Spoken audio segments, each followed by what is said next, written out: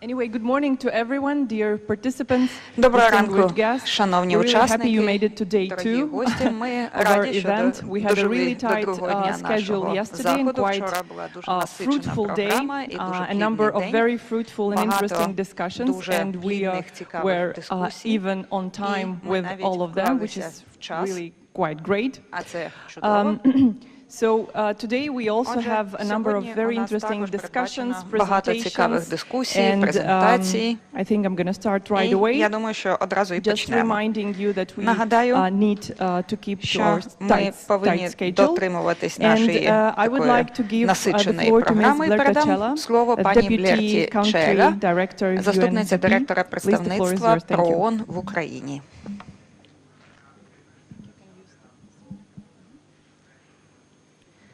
Good morning, everyone.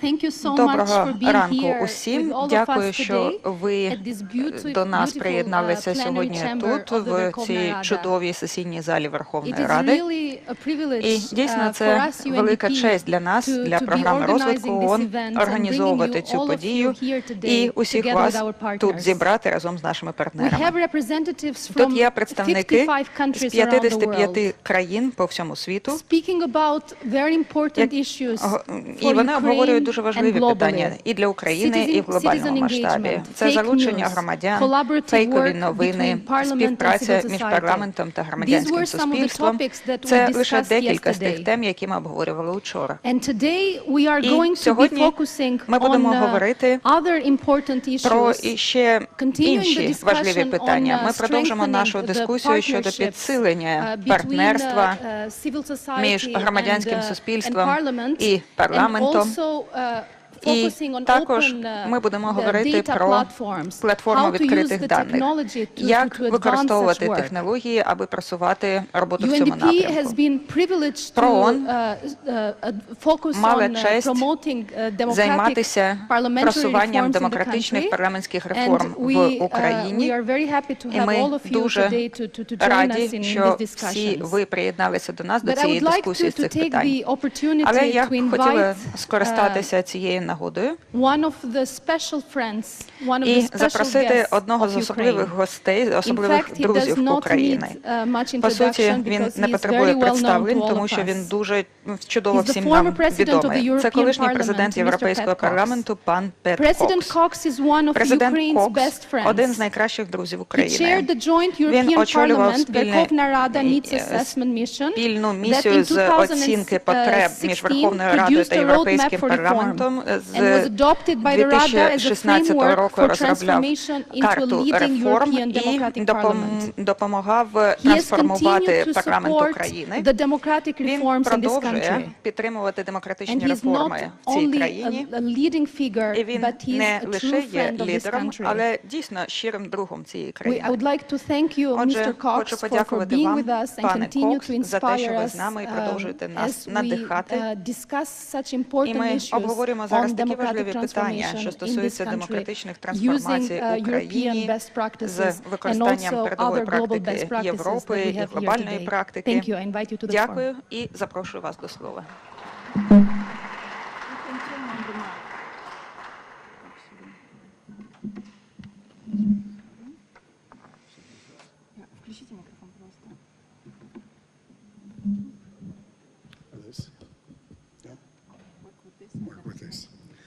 Okay, ladies and gentlemen, good morning. It's my great pleasure to join you here today. I don't have an exact count of the number of mission visits that I've done here in Kiev, but it's approaching probably my 50th visit working here. And this is the first time I've had the privilege not just to stand at this platform, but to be on the floor of this parliament. I've sometimes sat in the public tribune upstairs and occasionally have been invited to sit in the distinguished visitors gallery. So it really is a great privilege today to come here and to sit in this chamber of the People's Deputies of Ukraine, a place which carries a very special mission in the post-Maidan transformation of this society. I'm very pleased to have the opportunity to speak to an audience that is truly global. Яка дійсно People є from so many глобальною. states, Тут є from so many люди з величезної institutions, кількості країн, from so many інституцій, неурядових організацій. And I would like to І я хотів би thank Speaker Parubey of the пану Parliament спікеру for facilitating Парубію за те, що він сприяв this conference and particularly for організації цієї opening. конференції і, I зокрема, can't say it's for the за те, first що time, він although I've never seen an відкрив. event like Я, this in here myself власне, не скажу before, вперше, але and я не it's пам'ятаю, щоб a great privilege. дійсно спікер парламенту відкривав We наші know засідання, that отже, це велика честь. as we meet here on the floor of the Parliament, Ми that зустрічаємося all в залі parliaments парламенту, і ми share знаємо, що common усі functions. The парламенти function to мають legislate, спільні функції. the function Це as a розробка budget authority. законодавства, це The Parliament is a tribune of the регулювання people, the бюджету, place where the і, voice of the власне, people, in парламент all its – це голос diversity, народу should і find expression. різноманіття народу. It's a place of contest Це місце to do with ideas, to do with preferences, де to do with interests, сперечаються to do with ідеї, ideologies. певні інтереси, It has, ідеології. in that sense, a І в representative цьому role, сенсі but парламент it also has the відіграє important role of репрезентативну роль, oversight а of the також executive, є and велика, a very важлива important роль role in нагляду being a key над agent виконавчою владою. of Отже, парламент є transparency основним and агентом openness in a properly прозорості, functioning democracy, відкритості і to give to функціонуючої people the right to демократії, know, аби люди мали to право, give to media люди that мають isn't право dedicated знати. to fake news, І and щоб that is вони most of the good media, щоб їх не обманювали ability фейкові новини, to comment, to щоб offer вони могли opinion, and коментувати, to mobilize висловлювати свою думку, public debate. і щоб можна було мобілізувати In terms громадські of дебати. the practices in Якщо говорити про most parliaments практику today, більшості парламентів, які ми of course, спостерігаємо сьогодні, there is a good deal more openness and звісно, ми access because of спостерігаємо більше technology than доступу, would have been the більше case before. відкритості завдяки The технологіям, які не televising of існували parliamentary раніше. sessions, А телетрансляція increasingly the парламентських opening up not засідань just of це plenary sessions, but potentially забезпечує access to відкритість не committee лише sessions, парламентських сесій, the але streaming часто on ми the бачимо internet засідання of various парламентських aspects of комітетів, parliamentary стрімінг в work, інтернеті, коли ми the бачимо, як працює opening парламент, up of parliament відкриття, and of відкритість парламентів deputies, members' і offices депутатів, through social media, їхнього апарату, вони access if there are контактують special через committees of соціальні inquiry to a degree мережі. of openness. І All of this is to the good все це йде in на користь, democracy, на користь and mostly демократії. it is aided and І assisted by all of переважно these це technological здійснюється, means. стало можливим завдяки появі I нових think, however, технологічних заходів. when we look in some Утім, detail якщо ми будемо говорити at більш детально про the ситуацію, essential purpose of the Parliament, whatever about the основною level of метою contest and парламенту, conflict of не ideas that can зважаючи arise, на те, наскільки its високе essential напруження, role is to конфлікт, serve the public interest це and the public основна функція – purpose. це служити And you інтересу cannot serve the public громадськості. interest and the І не public можна purpose without інтересам громадськості transparency. служити без Otherwise, what прозорості. you risk is Інакше that private ми interests prevail ризикуємо, що приватні and do інтереси, so особисті under інтереси будуть the переважати cover of darkness in і effect, because nothing is будуть exposed приховувати to якісь the практики, light of public і не debate. буде забезпечено Here те, in що Ukraine, публічні дебати non-governmental проводяться. organizations І тут в Україні play and have неурядові played an організації extremely important role. відігравали і відіграють It's вкрай perhaps one of the важливу elements in роль. Ukraine Напевно, це один з that елементів в differentiates Україні, Ukraine який from відрізняє its Україну larger від neighbor to the east, великого Russia. That is сусіда the на dynamic сході role від Росії. of a very active Динамічна civil роль society. дуже активного This was громадянського evident суспільства. І це in очевидно. the Майдан Це продемонстрував revolution of dignity. революція It's been evident гідності before на that. Майдані, і це It's було evident очевидно in the і way до that того. Це очевидно, NGOs тому що неурядові continue to організації shine a light into places продовжують where some проливати interests would світло prefer на that якісь the light should not моменти, be. де And I think є this is a певні really інтереси, і які important and сторони не vital хочуть, щоб це strength of висвітлювалося. contemporary І це говорить про Ukraine. силу сучасної This is a України. country that was, Це країна, until its independence яка до 26 years ago оголошення now, this незалежності is a 26 country років that тому, was part of the Soviet Union. ця країна була частиною And Радянського Союзу. Of course, І, it's no звичайно, surprise не that дивно, it should have the legacy що effect of those years. ці I роки remember when we were doing our вплинули на report Україну. Я пам'ятаю, on an коли ми earlier mission готували that I served звіт on to за do with результатами selective justice якоїсь ще and першої political місії щодо prisoners, селективної and юстиції in і effect what політичних amounted to ув'язнених. almost show trials, І that an old criminal prosecution ми law from пам'ятаємо, Stalin's що period, which had старий not been закон amended, про was прокуратуру used as в recently Україні as застосовувався 2012 і ще to imprison практично former ministers and prime ministers. з And that was the first сталінських mission часів, і він використовувався, його положення в 2012 році для того, щоб ув'язнити колишнього прем'єр-міністра. І про це говорили ми з колегою з Польщі, з паном Кваснєвським. І ми використали фразу, яка, власне, висловила те, про що ми говорили, про це насліддя. І дійсно, ми говорили про homo sovieticus, тобто про ту людину, яка, власне, інстинктивно робить все по-старому. А по-старому я маю на увазі, що раніше існували певні еліти, радянські еліти, була безкарність, можна було декому робити те, що вони захочуть. І отже, система була розроблена таким чином, не таким чином, щоб переслідувати тих, хто винен. Якщо її правильно використовувати, вона могла служити для цієї цілі, але її використовували для того, щоб переслідувати опонентів. І отже, система правосуддя була корумпованою і сприяла розвитку корупції всієї системи. Ми спостерігали значний важливий процес трансформації цінностей, який відбувався і відбувається в цій країні. Революція на Майдані, про що вона була? До речі, цікаво, що перший, хто вийшов на вулиці, це студенти були. Наприкінці листопада 2015. They started on the day when there was a summit meeting in Vilnius in Lithuania of the European Union's Eastern Partnership, a day when the then President Yanukovych refused to sign an agreement that his government had painstakingly negotiated several years earlier. And what was very interesting, these young students started on their own and it grew into an enormous mass movement with all the consequences that we know. But at the heart of this, they went onto the street, they carried the Ukrainian flags you see before you, they carried European flags, they were looking for modernization, reform and change, and these were the symbols that they picked for that change. But I would say what they did, they went on the streets looking for Europe, looking for not the Soviet Union, but something different in terms of values and opportunity. But they found Ukraine. До тих цінностей. Вони, They found власне, a new знайшли sense of таким чином або themselves. відновили And a lot of Україну. Вони Europeans знайшли came to новий Ukraine сенс свого to go існування. to Maidan and visit, І європейці, які були and на they were Майдані, looking for Ukraine, вони and to також their surprise шукали they found Україну. Europe.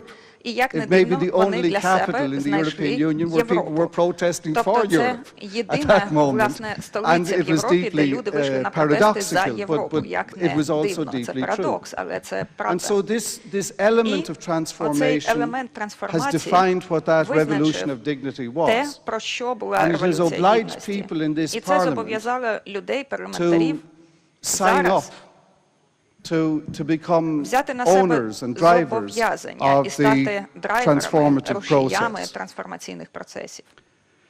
In that context, У цьому контексті we have done considerable work, as has ми been mentioned провели in the значну introduction, роботу, як уже сказали again, у вступному thanks to слові.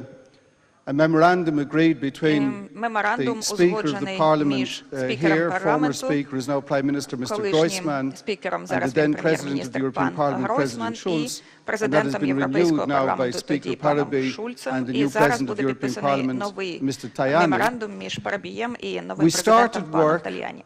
to look at this Ми почали institution, to look at працювати, its administration, працювати з to цією look at its адміністрацією, з цією political інституцією, dimension, і to працювати see над how політичними might it be transformed and вимірами. Як modernized. можна парламент We трансформувати, had access модернізувати. and Ми wonderful мали assistance доступ also, I і should say, чудову from UNDP, підтримку, and particularly in також the з person боку of ПРО. Jonathan Murphy, who's here this morning. And Jonathan and I and others з worked боку very пана closely on this Джонатана project Марфі, for який quite a дуже long тісно працював period. з нами над цим проєктом We had more протягом than довгого 100 періоду meetings часу. Понад where all we 100 did was зустрічей у listen. нас We were відбулося, listeners і and ми not talkers. слухали So і it's nice to говорили. talk one day here, Тобто, but we were listening a lot. звісно, говорити завжди добре, але ми And what we також did in багато the end, слухали. І врешті-решт We held up a mirror. ми We said нібито to people, показали, look at this підняли text, look in дзеркало. this mirror. Ми показали людям дзеркало. В цьому дзеркалі, сказали ми, ви бачите себе. Тому що, так, ви нам розповіли, як склалася ситуація в парламенті, і практично інстинктивно, так, вони подивилися в це дзеркало, побачили себе і побачили ту логіку, яку ми рекомендували. І вони подумали, що так, це є сенс іти цим шляхом, аби досягати трансформації. Тобто перша частина цієї роботи була дуже успішною. Це сприяло розміркованню над власним характером, власною структурою. Але, знову ж таки, політика – це про консенсус. І часто в парламенті це також про конфлікт, про певні суперечки, певну опозицію. І, звичайно, в Україні зараз, можливо, сьогодні, в цей чудовий день, в цьому чудовому місці це не очевидно, але в Україні точиться війна недалеко на Сході. Людей гине зараз менше, але цей процес продовжується. І майже щодня ми чуємо повідомлення про загибель людей і про ці погані наслідки, про переселенців, які з'явилися в результаті цієї війни, про те, що розділені сім'ї. Отже, ви розумієте, що це також відбувається на парламенті, на роботі парламенту. І те, що відбувалося до і після Майдану, також відбувається на парламенті. Тому що, власне, половина депутатів, які прийшли до парламенту цього скликання, вони нові депутати. Але є половина, які вже давно працюють в парламенті і навіть належали раніше до провладних сил. І очевидно, що тут є багато конфлікту. І коли ми намагаємось перейти від змін на папері, коли ми так проголосували, сказали, все виглядає чудово, перейти до фактичних змін правової бази, законодавчої бази, це вже наступний крок, над яким ми зараз всі працюємо. Працюємо, організовуючи низку діалогів, залучаючи представників цього парламенту, які представляють усі групи. Ми працюємо з групою, яка розробляє реформи, яку призначив пан спікер Жан Моне. Він був тією особою, власне, яка сприяла процесу інтеграції після Другої світової війни. І ми запросили наших колег до музею, до його будинку, запросили і організували там зустріч, і ми говорили там про процес реформ. Тобто це та робота, якою ми займаємось зараз, і ми з нетерпінням чекаємо подальших досягнень. І я процитую зараз те, що я казав тут своїм друзям у Верховній Раді. Теорія управління. Автор цієї теорії вмер декілька років тому, і Пітер Дракер, він сказав одну фразу, яка є чудова, коли ми говоримо про зміни. Я зацитую, процитую, а потім поясню. Він сказав, культура з'їдає стратегію на сніданок. Тепер поясню. Якщо політична культура, вона дуже така стала у вас, це те, що ми спостерігаємо в приватному секторі, скажімо. Тобто, якщо дуже така закам'яніла культура, вам інстинктивно здається, що саме так треба робити. А потім ви сідаєте і розробляєте нову стратегію, як треба робити по-новому. Тоді оця стара культура може з'їсти стратегію. Тобто вона вже вкорінена в способі мислення, в підходах. І тому Дракер і сказав, що культура їсть стратегію на сніданок. І це чудова ідея, і це треба брати до уваги, що домінуюча культура дійсно може проковтнути всі нові ідеї, які з'являються. І важливо про це думати. Якщо ви постійно не будете підтримувати оцей тиск щодо трансформації, перетворень, тоді є ризик, що поступово ви повернетесь назад до тих підходів, які використовувалися раніше. Поки що та робота, яку ми здійснюємо, допомагає нам уникати тієї ситуації. Але я маю сказати, зокрема вам, шановні колеги, що є певні ознаки, які я спостерігаю, які змушують мене тривожитись. I mentioned to you earlier that NGOs have played an extraordinary role here. And an active NGO, for example, leading media campaigns and social media campaigns about the fight against corruption, can be a real stone in the shoe for those who are corrupt. Because every time you put your foot down on the ground, the stone eats into the sole of your foot. But even worse, it eats into your soul as a person. Because you're being exposed for something that in the past you could get away with. And NGOs here and media here have been key leaders in forcing change by putting these things out in headlines, by saying that is the old way, impunity, getting away with it, not acceptable, and by transparency, by exposure, and by evidence-led news, not fake news, you put out there something which is real and which needs to be addressed. And only some weeks ago, in this Parliament, in this room in which we sit, a law was passed which suggests that the NGOs in the anti-corruption space should have to, for the persons who are in the NGOs as individuals, they should have to file the same kind of e-declarations that have been demanded of public officials. Now, why did we demand, and the EU would push this strongly, why did we want public officials to make e-declarations? What are their interests? Because you begin to change the culture by saying if you want to represent the public interest, you've got to put out there what your own interest is. That interest could be from great poverty to great wealth. But people have the right to know, because you are now representing also the public interest, the common good. And these e-declarations were a source, as you may imagine, of considerable debate here, and for some people even considerable anxiety, because for the first time everything should be exposed. And if you cheated on it, you yourself could be exposed if you're found out for having cheated on your e-declaration. A suggestion was made, which on the face of it seems reasonable, but I don't know the detail, that some of the officials who might have to sign the declarations were actual people who were fighting on the war front in Donbass. And how can you be doing all of that when you're fighting in Donbass? I don't know the detail of that, and there may or may not be a good case. But by the time it got onto the floor of this Parliament, someone slipped in an amendment, and it added in the individuals who are in the NGOs fighting corruption. Now, I don't mind if an NGO should tell you where does it get its money transparently. I do mind if you do the Russian kind of system, which is to regard everyone who gets money from someone as a foreign agent and unworthy, and therefore under attack. That is an attack on openness, freedom, transparency, in my view, and would not be acceptable. In the case of Ukraine, to do this, what do I see in it? I see the seeds of turning the clock back a bit.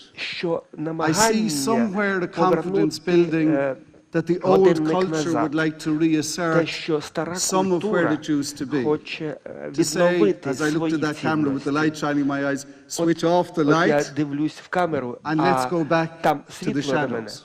And in the shadows, things can happen. Now, I have in the 50 missions I've done here, because I deal with all the political parties, and because we're trying to build a consensus about institutional change, I never speak about public policy here. I have lots of views, but I never speak about it, because I don't wish to appear to be partisan in a parliament with diverse parties. But this is one thing that I'm pleased to speak about to you, because for me it is the seeds of something of the night. Whereas for me, Maidan was about the sunlight. And it is very important that something of the night should not be replanted, and that an old culture should begin again to reassert itself for the private interests of oligarchic elites at the expense of the wider public good. So the kind of work that you're focusing on in this conference is absolutely vital. If you look at the question, there's that lovely phrase, disputed as to who said it. One is an Irishman and the other American. But what is it? Eternal vigilance is the price of liberty. It's a lovely phrase. Eternal vigilance is the price of liberty. If you want to be free, you have to be vigilant. But if you're going to be vigilant, you need to have the right to know, the ability in a transparent way to be informed as a right, and therefore to insist on accountability and oversight. I certainly would appeal to authorities here in Ukraine to think again about what I've just spoken of. Because I fear when you plant one seed, you may not be too far away from having a new garden. And this would not be a good thing in a society that's transforming. So to bring my own remarks to a close, I mentioned earlier Jean Monnet.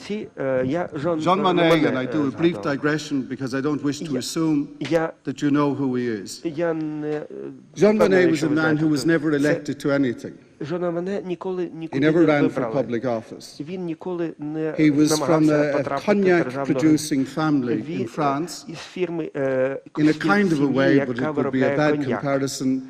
But a bit like Bill Gates, he skipped college and decided he'd like to learn how to sell more cognac outside France, and developed a whole insight to what you might call today logistics and supply chains. But those days it was just how could they sell more family cognac.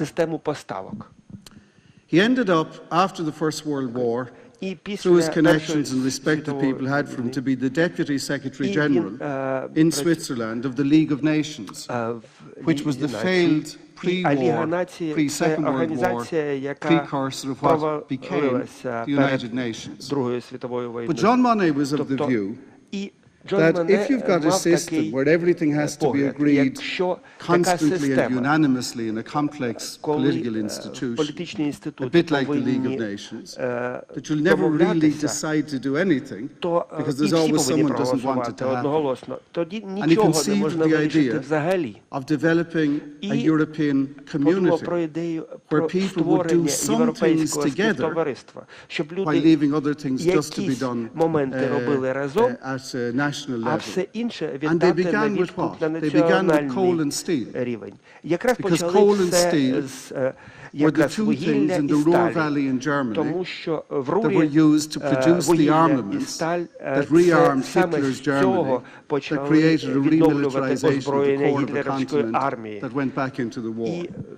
So it was conceived of as a political project, but also as a peace project, because it took the former weapons or the former raw materials of the weapons of war and converted them into the guardians of peace. It was converting the sword into the plowshare. It was that kind of conception. It was Jean Monnet who wrote through 9 different drafts the Schuman Declaration. Robert Schuman, the French foreign minister, read that on the 9th of May of 1950, which is regarded as the foundational moment of post-war European integration. But Monnet was the one, and all of his drafts are in an archive in Lausanne. I have the pleasure to be the president of that foundation, and we can see in his own hand each new draft of that text.